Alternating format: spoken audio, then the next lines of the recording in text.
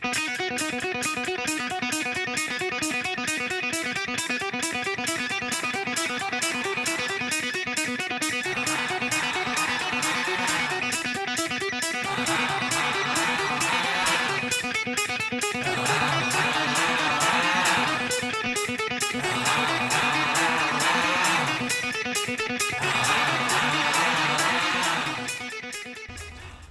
technique part number one.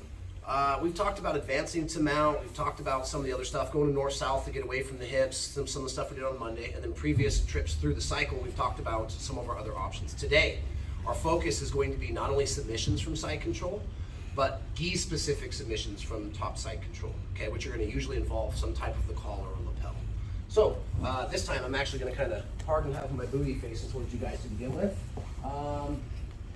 Let's go like this. Half in here. There we go. Okay, the reason why I'm kind of showing you guys from this angle where I'm talking away from you is because the first and foremost thing that we need to get, paper cut or choke, is this first technique. If I can't seat this first arm, I don't have a paper cutter. So I'm going to show it from a weird angle to begin with, because that way hopefully you guys can track my arm a little better. And if you're at a weird angle, feel free to go ahead and move, okay? Okay, so normally, cover the basics, knees in the right spot, head control, underhook. If I can remember, I'm turning this, okay? Now, most of the time we want an underhook here. Why? Because if they have an underhook, they can do different things, one of which being the biggest threat is they can move to my back, or they can walk around and sweep me, or they can roll under. So what I want to make sure and do is everything I would normally be doing. Chest pressure, good base, turning the chin. Particularly important on this for two reasons. One, it pins them in place because I'm going to have to remove my underhook. Number two, the farther Bill's chin is this way, the easier approach to this collar that I have, okay? Here's the trick. I need to come under his arm and hook the lapel. Sometimes if I stay at a 90-degree angles from the side, depending on your arms and the size of your player, it's a little bit more difficult to do, okay? So a lot of times, if I'm at a 90-degree angle to Bill, a lot of times when I'm gonna set this up, my hips are gonna have to float up and a little bit towards the head. So I won't stay at a 90 degrees, I'm gonna rotate to like a 45 degrees off of his shoulder. Why? So that when I detach my underhook, I can come under that arm and get a good grip, all right? So, there's a couple things. I'll explain it one arm at a time, even though both of them are happening at the same time, okay? My hand and my head control is here, my underhook. A lot of times I'm gonna cheat my hips up. Now, if Bill's got his frame in and he knows what's going on, he's gonna drop his elbow to the mat and I can't get my hand through. So the very first thing we have to do is clear this arm so that we can do the submission. So remember how days where I've talked about lifting the elbow and then going kesagatami, and then we stayed here and we did other fun stuff, okay? Today we're gonna talk about this for just a split second. The only reason why I'm gonna lift the elbow in kesagatami is so I can keep his elbow, and now I'm gonna fix my knees back down. And when I do, I wanna make sure that his elbow stays in the air. So Bill's arm's framed in, got my good side control. I'm gonna hook the elbow, go kesagatami, and keep this up. And now when I put my knee down, I don't need to switch and come back to 90 degrees. I'm gonna be off at a 45. There. Now I've got the pressure and the arm is framed totally out, okay? Now I can take my underhook side hands, come down like I'm wiping my belly button, and reach underneath. If I can get this collar right here with 2, 3, 4 fingers, whatever, that's great. Sometimes we can't get the collar, and we can settle for the shoulder, but now I'm dealing with more slack in the fabric, so what I'm really looking for is to get inside the collar. Under the arm, inside the collar, and my palm is up, okay? I don't wanna grab it in some weird fashion. I wanna come here and anchor it. Now, this hand, remember the other day? Now we'll change angles. Remember the other day when I was talking about the baseball choke and we just simply looped our thumb inside right here? Same exact setup, okay? I don't need to remove my arm and approach from the top. All I have to do, once I rotate, fix, and I grab, my arm is here, I'm gonna put my thumb on the collar, I'm gonna grab. Now, as I come back to 90 degrees, my elbow's gonna loop over the head and forearm down to the throat.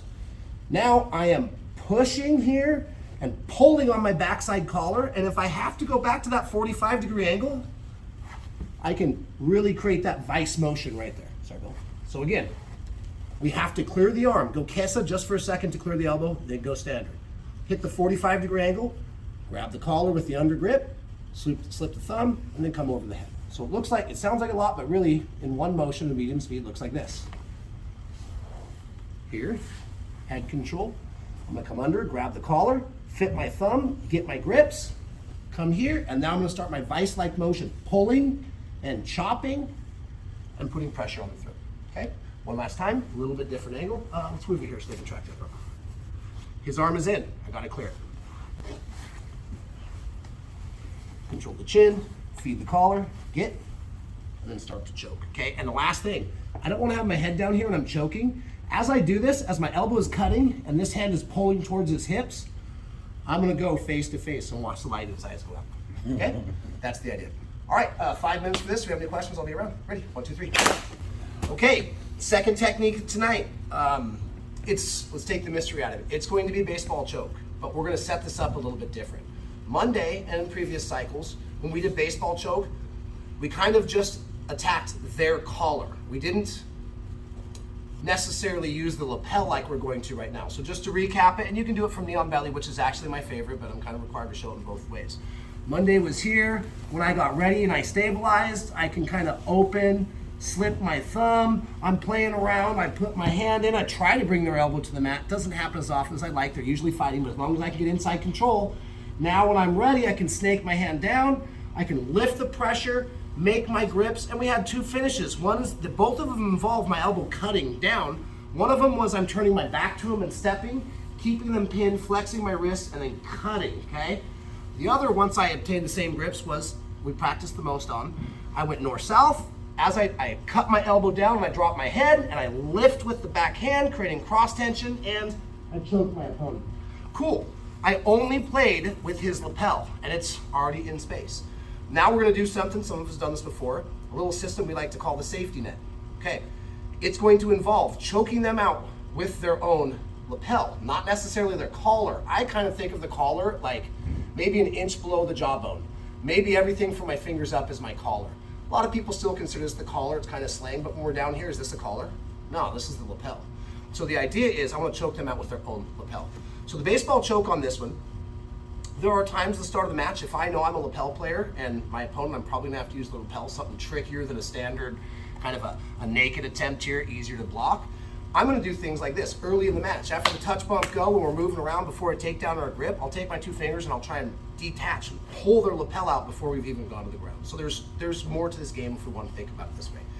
If we didn't take advantage of something like that, I can always hook it when I'm down here. We're in here, we're playing around, we're doing this, that, and the other. When I get a chance, I'm gonna reach down just above the belt and I'm gonna grab it. Here's my one suggestion. I don't just give a little pull. I'm gonna pull this hard up at a 45-degree angle, and sometimes I've got to tug on it a couple times because I want the corner of his gi to totally detach from his belt. So we're here, when I'm running good, strong pressure, I'm able to get this and pull. Now I'm gonna punch it to the mat because on this series that we're going over today, I wanna pass it under the arm. So once I detach it, it's not just here or there's gonna be some lapel. I'm gonna pull it all the way up, punch it to the mat, and if I have to, I'm gonna restabilize. Now my cross-face hand, I'm just gonna pass it right to my cross-face hand. Let's go ahead and rotate a little tiny bit, there we go. So once I pull the gi out, I'm gonna come in here and I'm not gonna grab it at the ends because I want some slack to get my second hand in, but not too much, okay? So when I pass it, I can always pass it tight, and then when I need, I can shrink down. But if I pass low, it's hard to gobble the space back up. So we're in here playing, I grab the lapel, punch it to the mat, I transfer it tight. Now we're gonna briefly pop up to knee on belly. When I do this, I'm gonna check the hip so they can't escape the hip. I'm gonna pop up to knee on belly, and instead of just leaving my hand here, I'm gonna start to pull him in and tight to me. Now I have time. Once my hand removes from my base that helped me get to knee on belly, it's gonna do very much like we did on Monday. I'm gonna go palm up inside the biceps, and here for just a moment, I'm gonna push his head forward with my forearm and flare it. Now is where I usually give up a little bit of slack. I grab it just like it's the handle of a baseball bat, and what do you think our finishes are? Exactly the same as the other, okay? I could go Santa's bag of tricks, throw them over my back like a big bag of toys, but the one we're gonna work today, after we have pulled, transferred, knee on belly, gave some slack and looped it in, is gonna be our north-south finish. 2 knees up by his head to the armpit, still cutting as I drop elevation. Okay, so the whole thing will look like this. Get you all pretty here, Bill. There we go. Side control, stabilize. When I have time, I'm gonna punch it, transfer it, hop up to knee on belly, feed, cut, finish. Last time just for the Instagram.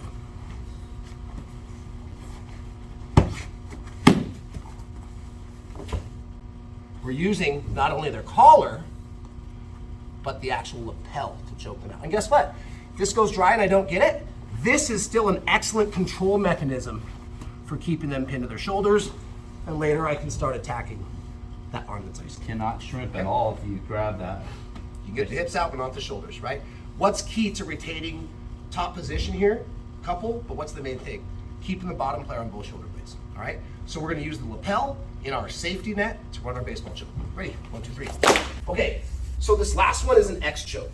But again, we're using the lapel. We're gonna do the same thing. Untuck, transfer under the arm, get it to our cross face hand. Last time we pummeled inside the biceps and we came in and we just cut. Sometimes they're gonna be, often, if they know what's going on, if they've been choked with this before, they're gonna be like, no, I remember that 1 or 2 or 10 times that happened. They start blocking. They don't let your hand come into the second collar. So we're gonna do another transfer with our hand to finish with the X choke. Before I demo this, I always wanna remind you that, let's just do this from mount real fast for an example. There are basically 3 different X chokes that are the same but different, okay? So there's the one, what I always like to refer to, I'm talking about an X choke since there are different times. The standard one that we teach is palm up, which means I'm what? And I can run this from mount or guard, it's easy if I go from mount. Palm up, come underneath, palm up, okay? Here's one X choke.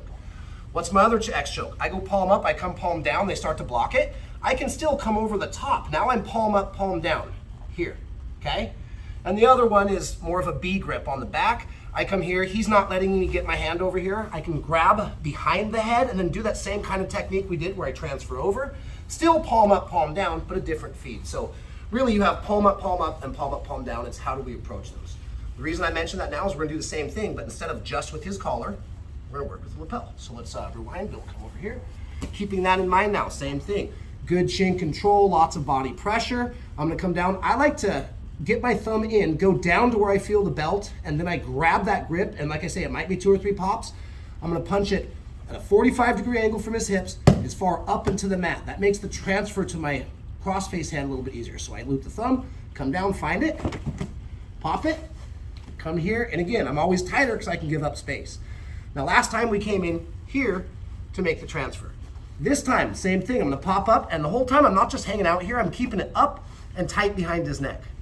I go knee on belly. As I start to come here, Bill closes down. He's not gonna let me have that. So watch what we're gonna do.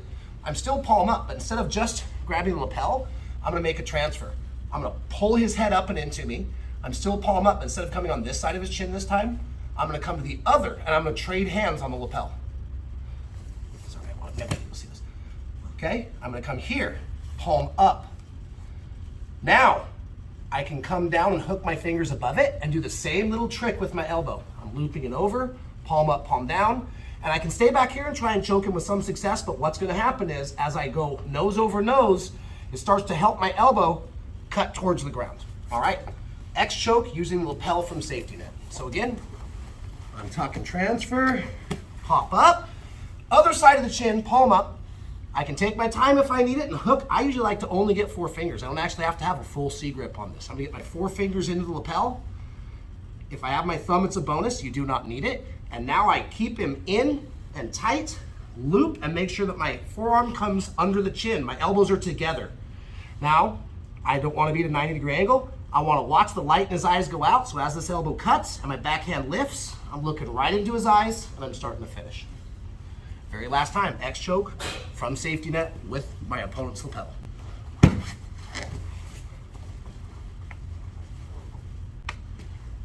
Easy stuff, right? All right, guys, 5 minutes and then we'll roll. Ready? 1, 2, 3.